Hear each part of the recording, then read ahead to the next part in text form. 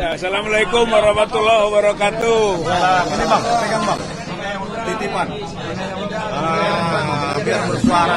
Ya, yang pertama sebenarnya Jokowi seharusnya hadir membawa ijazah yang disebut aslinya itu. Tapi ternyata Jokowi tidak hadir. Jokowi tidak membawa juga, apalagi ijazahnya tidak hadir. Kuasa hukumnya juga tidak bawa ijazah. Padahal dalam gelar perkara khusus seperti ini yang sangat penting sekali, itu seharusnya hadir Pak Jokowi dengan membawa ijazahnya. Tapi itu tidak. Itulah gambaran bahwa dia takut, dia pengecut, something wrong, ada sesuatu yang salah pada dokumennya itu. Yang kedua, bahwa penjelasan dari Dirtipidum atau Ditpidum beserta gelarnya dari pihak yang penyidik itu tidak ada progres. Isinya persis dengan yang diterangkan, diuraikan pada tanggal 22 Mei yang lalu. Berarti itu tidak ada progres. Gitu. Berarti hanya sebatas itu kemampuannya. Sementara kita, TPUA, ahli, dan juga para kuasa hukum ini mengajukan bukti-bukti. Itu bedanya. Kita mengajukan bukti-bukti, kita mengajukan juga analisis-analisis. Kita menyampaikan pandangan-pandangan ahli kita yang relatif baru. Oleh karena itu tidak ada alasan sebenarnya pihak Karwasidik untuk menyimpulkan sama dengan dulu penghentian penyelidikan. Kalau sekarang seharusnya penyelidikannya ditingkatkan ke penyidikan. Karena itu merupakan sesuatu yang baru yang telah kami sampaikan.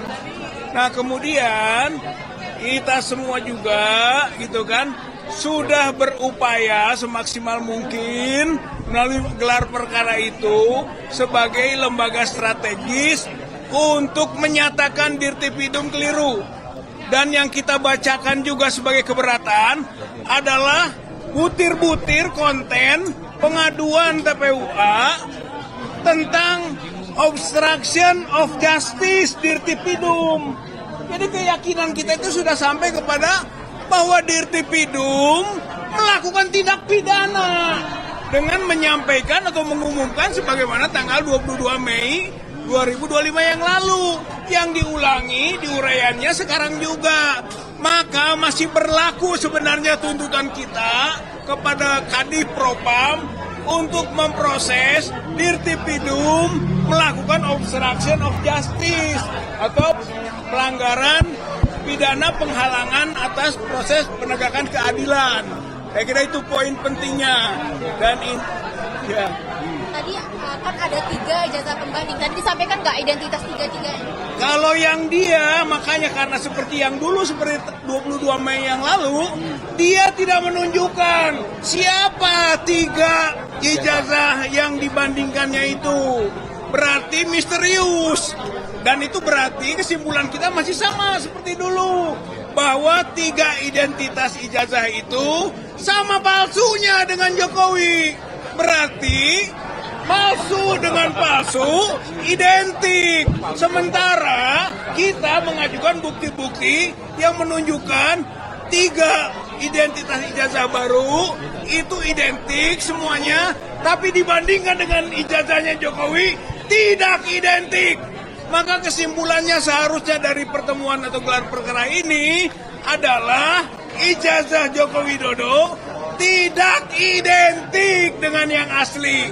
Itulah dorongan kita supaya terus diproses menuju penyidikan, dibawa ke pengadilan, dan Joko Widodo harus mempertanggungjawabkan atas pemalsuan ijazahnya, pemakaian gelar palsunya, sampai masyarakat rakyat bangsa Indonesia tahu bahwa kita pernah dipimpin oleh Presiden selama 10 tahun dengan ijazah yang palsu. Adili Jokowi! Adili Jokowi! Adili Jokowi!